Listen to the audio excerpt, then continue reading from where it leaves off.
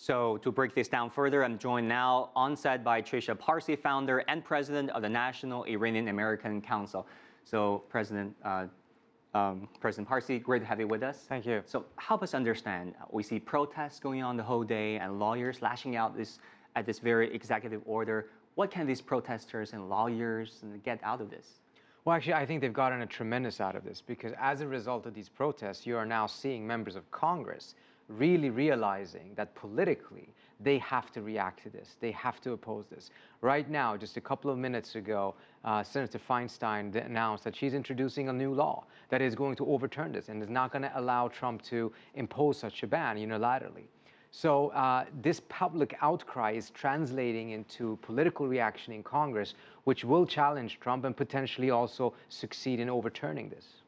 And we see a trend is forming whereby Iran and Iraq are saying that they are likely to impose a similar ban on U.S. citizens traveling to their countries. So are we going to see the situation escalate?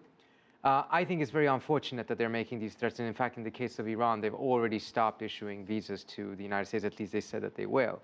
I don't think that's the right route to go. I think what has been good since the nuclear deal is that actually there's more people-to-people exchanges. The more people can interact, it's actually better rather than worse. I don't think it would be wise for the Iranians to echo and repeat what Donald Trump is doing.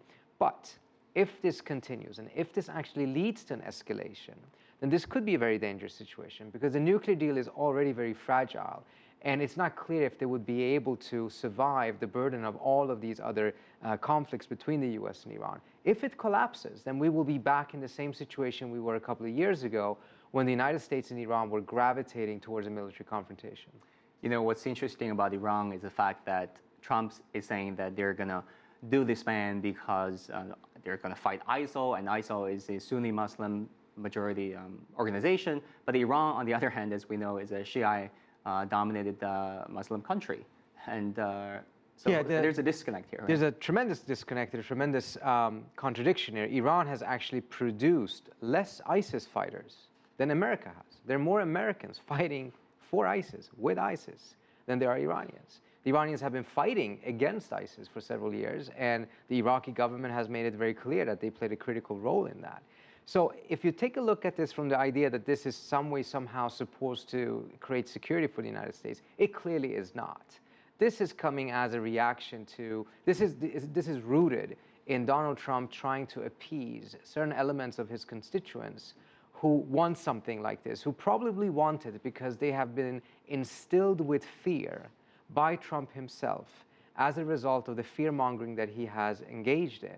And as a result, they think this is the right move. But Donald Trump is only giving them an illusion of safety because this is not increasing America's security in any way, shape, or form. And what do you think this whole thing will do to America's global standing? Because some say, you know, this is un-American.